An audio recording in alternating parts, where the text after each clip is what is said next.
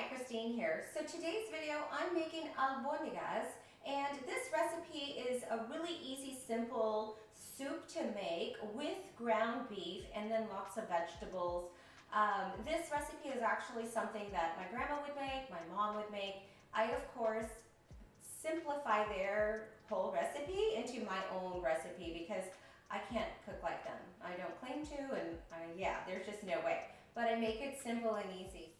Start by cleaning half a cup of rice, and then in a boiling pot of water, add half a teaspoon of salt, half a teaspoon of pepper, half a teaspoon of garlic salt, half a teaspoon of chicken bouillon, which is equivalent to half a cube, and then 1 teaspoon of homemade salsa.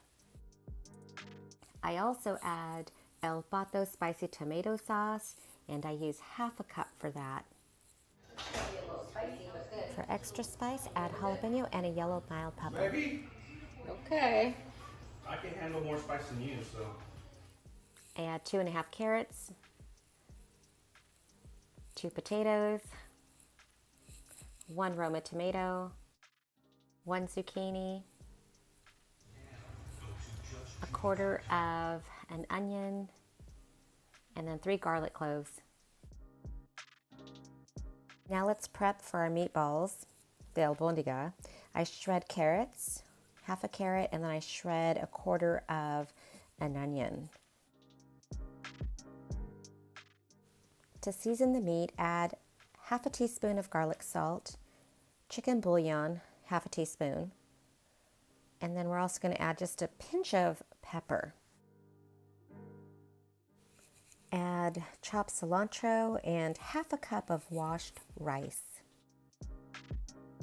Add your ground beef, 1 egg, and mix it all in with your fingers, or you can use a spoon, whatever you prefer. So now we have our meatballs, and I'm going to place them into the pot. And when you do this, you just want to gently put it in there so it kind of goes in, and you can see it fully gets coated, and then it starts cooking.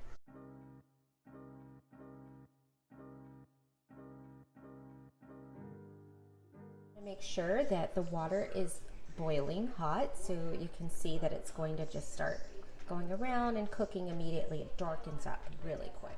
See that?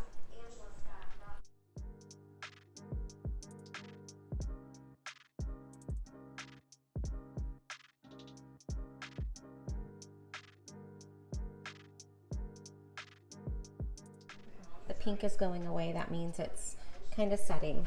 So once that outside sets, that's how your meatball starts staying in place. Here's this one. Now I'm going to add another half a cup of the Albondigas sauce to get a little bit more of that spice. And I'm going to add some cilantro to this bunch. So you can see how this meatball is cooking already. So make sure it gets fully coated in there.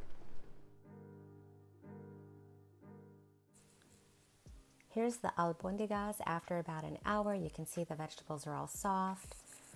Thanks so much for watching this video. I'm Christine. Subscribe to my channel while you're here. Check out my other videos. I've got a great basole recipe. Take care, and I'll see you guys in the next video.